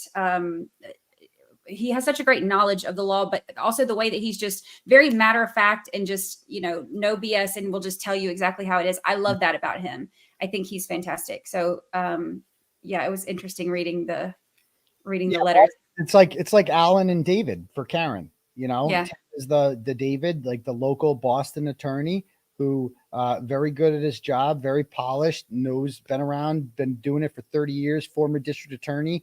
But there's too much, man. This is too much shit for one person. I realized after a while, like, this is too much. And I'm like, who would I bring on? Who am I going to bring on? I don't really know that many lawyers around here. And you really need a YouTube guy. Like, because of all the players in this, Krusty Panties, like if you're not living on Twitter and you're not on YouTube, you don't know who these people are. Mark is very into this shit. And so Mark didn't need any time to get caught up to speed. He gets it. And he's, like you said, he's just wicked smart. Like, that guy, it just clicks in his head. He gets it immediately. And he comes up with good ideas. And I just feel so much like we're a wrecking ball now. We are going to bring this corrupt Commonwealth down. I've never been so sure of anything in my life. And we're ready to do this. Yeah. Well, I will definitely be keeping an eye out. Like I said, I tried to stay out of your personal business, but the Commonwealth of Massachusetts did not. So now I am officially all up in it as well, along with the rest of the world. So We are going to be a lot of this is embarrassing. Like I don't want any of this to come out. I didn't want the world to know about my personal life. But like you said, it became public court record when I went to jail. Like it all eventually had to be explained. Yeah. So here we are, Yeah. And there's so much behind the scenes stuff, like all of the stuff that, especially for those of us who have tried to stay out of that. I tried to stay out of the perimeter drama and just focus on, the case that I was covering. And it just keeps melting into each other because of all the same players, in all these different situations. So it's kind of become one of those things, and which is why I wanted to have you on too, to give everybody your perspective on it, because there are so many different parts to this, the people that have been involved behind the scenes, how everything kind of came to a head and all of that. So I appreciate, and I know some of this is not easy to talk about. So I do appreciate you. As much as I've had to deal with and struggle, sometimes I have to remind myself that like, ultimately at the end of the day, it's better than being in Karen Reed's position. Like Karen Reed's framed for murder. I'm framed for some bullshit. They don't really care if I'm, you know what I mean? Like there isn't a grieving family who needs closure in my case. Chris Albert will be okay. Whereas the Commonwealth has pressure to get a conviction to appease the O'Keefe family. And that can only come with Karen Reed going to jail. So at least I don't have that kind of pressure. And I'm not as strong as Karen Reed is. No one is as strong as Karen Reed is. She is the strongest person I've ever met in my entire life. And I had a conversation with Alan Jackson about this. We're both godly people. And he said this, and I'll never forget it. He's like, I believe that Karen Reed, like God chose Karen Reed to be this person that was wrongly accused of murder because it's the only way to expose the corruption in this town. You need a strong, strong person to go through what she's going through and not break and not take a plea deal. You know what I mean? Because there's a lot of pressure. She could have made this go away a long time ago by doing 6 months in jail or something like that and just giving them what they wanted. They didn't want a trial. They didn't want any of this to happen. So yeah, I have to remind myself sometimes that like, yeah, as much as I'm dealing with a lot of bullshit, there's one person who's dealing with a lot more. Yeah. Dreamer Thinker says, what do you think about the idea of successful civil suits against the police being paid out of police pension funds? Wouldn't we get police stepping forward if they had skin in the game on the settlements? I mean, then who would become a cop? Like, I guess the answer to that is like, nobody would ever sign up to be police because again, my lawsuit would be legitimate, but there's a lot of people who get arrested and they would start suing.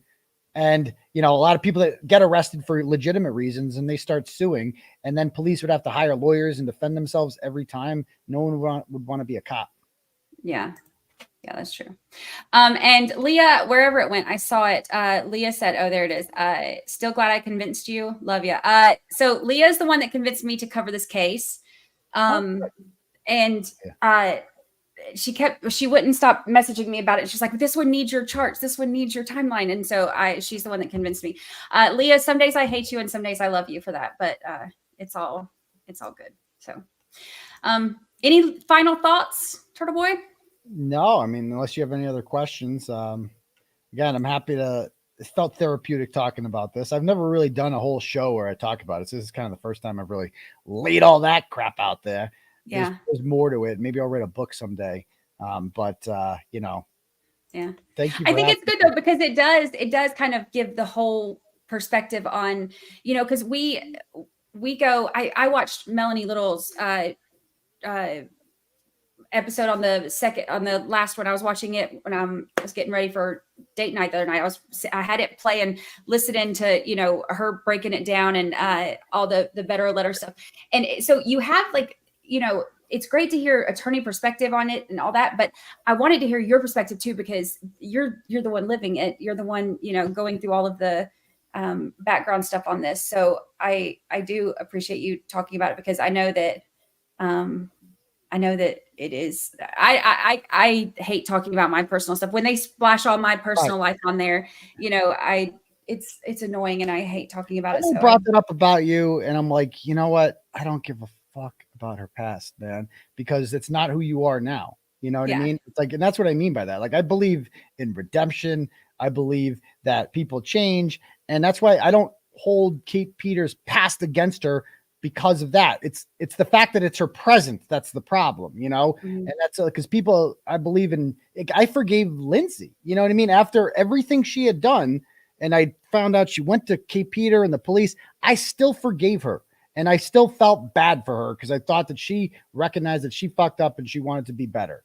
And I'm like, well, it's like, so I still believe in like goodness at the end of this, but I also believe in evil. And there's a lot of evil in this as well.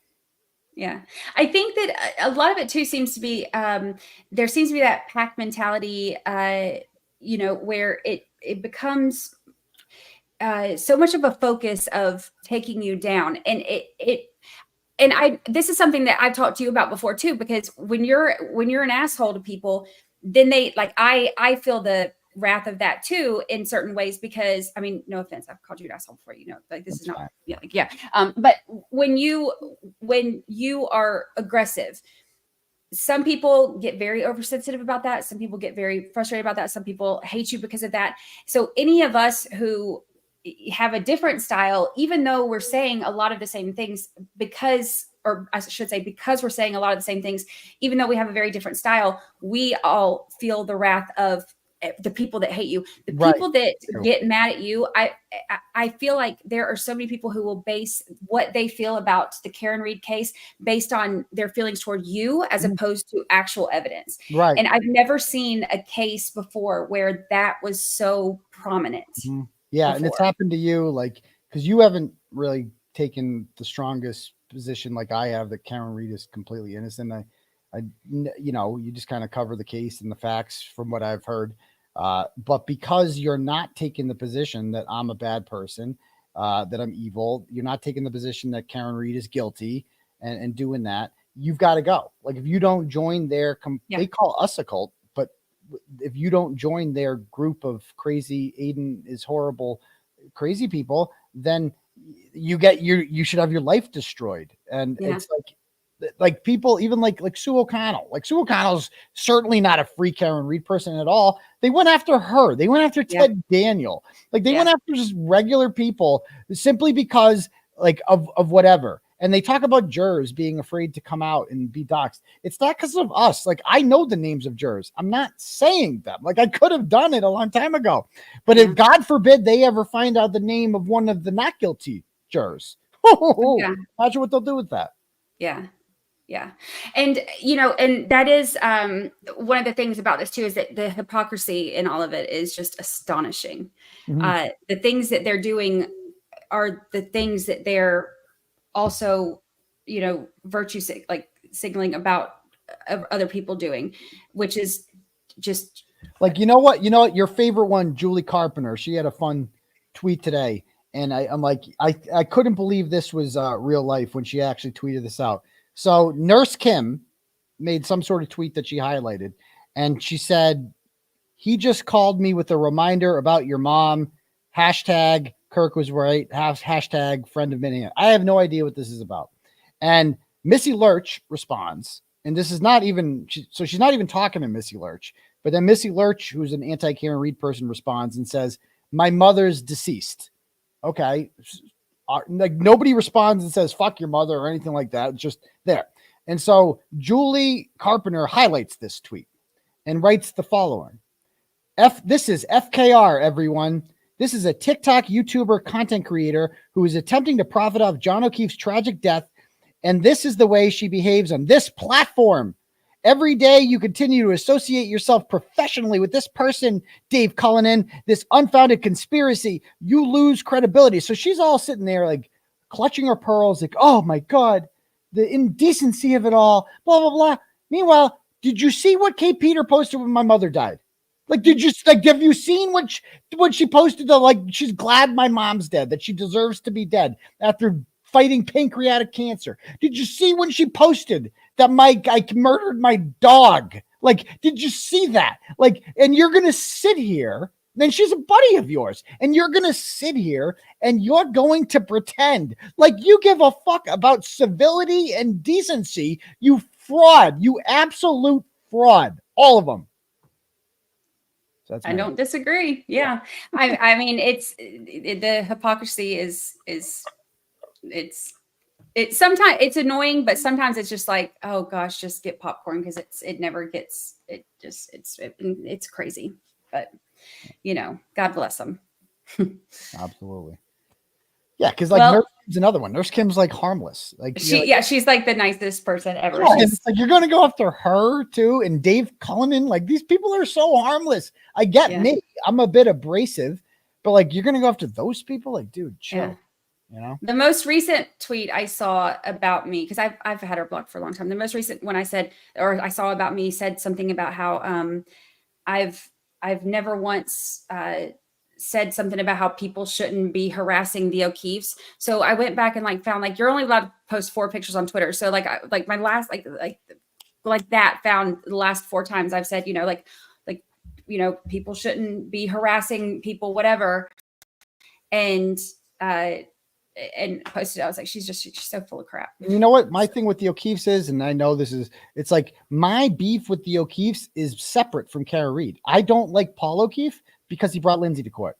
That's my big beef with Paul O'Keefe, and that's between me and him. It has nothing to do with Karen Reed. I don't like that he did that, and I think he's a scumbag for doing it. I just don't like him. I'm sorry his brother died, whatever. That doesn't mean I have to think he's a good person and say nice things about him. I don't like him personally, and that's that. But I want justice for his brother, and I wish he was on our side. If he was on our side, which I think deep down in his heart, he has to know that Karen didn't kill. He's just not ready to accept that. He never will be. But I certainly never booed him. And I'm on tape, on July 25th of last year. Nobody knew what the O'Keefes looked like. This is our first protest outside of court. And they're walking into court, and a couple of people start booing because they have the Justice for JJ buttons on. And I'm like, whoa, whoa, whoa, whoa, whoa, whoa, whoa, whoa. That's John's family? Not them. Anybody but them. Okay? We don't do John's family. You want to boo Carl Dougal? Fair game. Carl's a douchebag. Right? You want Jackie Dougal? Fine. She sucks. We're not going to boo John's family. We're not. That's a bad luck. We ain't doing that. So I'm actually on tape doing the exact opposite. And eventually Carl Dougal became so upset that we were booing him that he started showing up with the O'Keefes, and the McAlberts started showing up with the O'Keefes, using them as human shields, like Paul O'Keefe did with Lindsey, right? Using them as human shields, just so that when we booed the McAlberts, it looked like we were booing the O'Keefes. It's like when Hamas hides behind children, and then Israel fires rockets at them, and they're like, you're shooting children. Motherfucker, the terrorists are hiding behind them. What do you want us to do? Yeah. It's like that with Steph. Yeah. And I've said before, I can't imagine, what it must be like to have lost 2 children. I can't even think about it. And I know, for Paul to have lost 2 siblings, I can't even imagine. I'm the same. I don't agree with booing them. I don't think any of that is, I do know that there are people who, will go there and instigate, not the O'Keefes. I'm not saying them, but I'm saying people who are, have attached themselves to, to be anti-free Karen Reed, and they do instigate, and it gets very hostile. I've seen, in the lives and stuff, it gets very hostile. And, that's one of the things that right towards the end of the trial, when they were going, when Kate and Lindsey and when they went there, that to me, watching them come through and kind of the anger, if they and this is just my personal opinion, which I'm entitled to. I know Julie doesn't believe so, but I'm entitled to it. But I feel like watching them, it felt more aggressive than it did about going to try to support, the O'Keefes, or to try to, Is this on the 26th you're talking about? Yeah. Is that the day it was? Whatever day it was where they showed up with the signs and. Oh, you mean when the blue people started showing up? Yeah, and they walked through, and you could see them walking through. They just felt angry. It didn't feel like the Food Stamp 5 when they showed up for the first time, because we're all that was like a love, and that was like a hippie festival out there. It was all love, peace, and selfies, and everybody barbecuing, and we're here for justice for Karen Reed. Everyone's wearing pink, and then the Food Stamp 5 shows up, and they just start yelling with their megaphones and causing look look at the contrast here. It couldn't be more, obvious. And Kate's yelling about like, how shame on you for bringing your kids to this. Kate, maybe if you brought your kids to the freaking dentist, you would still have them. Like, you're lecturing other people about parenting. Are you kidding me right now? And every single one of the Food Stamp 5, except for Kate, at one point was on Free Karen Reed. All of them. We got pictures of all of them being like Free Karen Reed until they got mad at me. And that's all it was. And, eventually at the next hearings, the Smurf people started showing up. More of them started. There's like 25 people that showed up. And I would say this to those people. Like, there's all this pressure. They always say, why doesn't Karen Reed tell Turtleboy and everyone else to tone it down and be nicer and this and that? I would say, why doesn't Paul O'Keefe say to the Smurf Patrol outside, stop playing the Balloon Knot song? That's not a good look for us. When you play, like, that's not a good look. Let's not be involved with Kate Peter. Like, why do we not make her our spokesperson? That's not a good look for us. But that doesn't happen. Yeah. I just think that, the way that you behave shows what your intentions are, and playing a Balloon Knot song is not giving the intention of being there, to honor a police officer. Yeah. So, call me crazy, but what does that have to do with Justice for John O'Keefe, a Balloon Knot song talking about leaking poo and all this? It's just immature. It's stupid. Like, they're basically laughing at the Proctor text messages, which Proctor himself is ashamed of. Like, he was obviously ashamed of those text messages, but not them. They loved it. They loved those text messages that Michael Proctor said. They said, yeah, buddy, go get him. Fuck her. Good job, Michael Proctor. Like, they think he's some sort of hero in this whole thing. It's just disgusting. Yeah. And they compare that to you a lot. I've seen people are like, oh, you're offended by this. Well, Turtleboy said this. You are not the lead investigator in the case. Yeah. Like, you saying something like you are exactly. Like, an in your face type, like, journalist, like, going after people, and like you are loud. You do these things. You are not the lead investigator in a case talking about the person that you're investigating. And so that comparison is not even. If David Yannetti had said those same things, they might have a point, because David Yannetti should be professional, just like Michael Proctor should be professional, because they wear suits and ties and they're supposed to be professional. I'm a guy on YouTube who's somewhat uncensored and has strong opinions on things. We're not the same. I'm not the same as Michael Proctor. I'm not held to the same standard as him. I'm not investigating a murder. Yeah. Yeah. Exactly. I agree.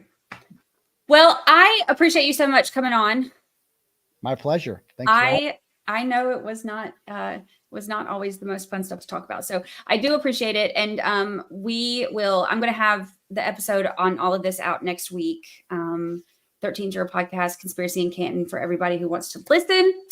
And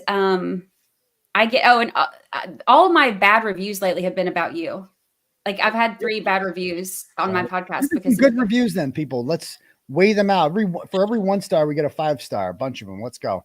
One of them. Most of the reviews are good, but the ones that I get are like, oh, she like tweets Turtleboy. Like, so that makes my podcast bad. Okay, but these people, bless their hearts. Yeah. But I appreciate it. We will keep up with it. That's why I kind of have no advertisers on my website, is because when I used to have advertisers, the haters would just go to them and give them 1 star and would ruin their Google reviews. And I realized I can't have advertisers, so I just have to sell t-shirts and have Turtle Club now. So it all works out. But yeah. Well, and you get a free Lexus handed to you, right? That's part of the free Lexus is just handing out, like, yeah, that works too.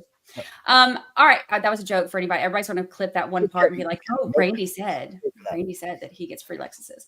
All right. I appreciate you. Thanks y'all for tuning in. I will see y'all next time.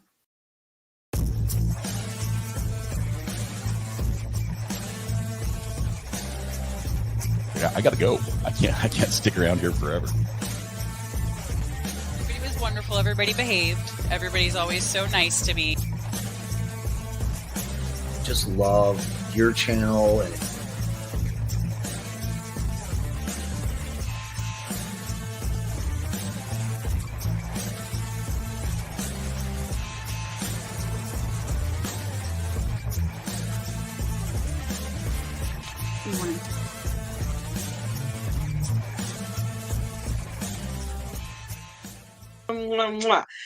Goodbye, good people. Now, how the heck do I get out of here?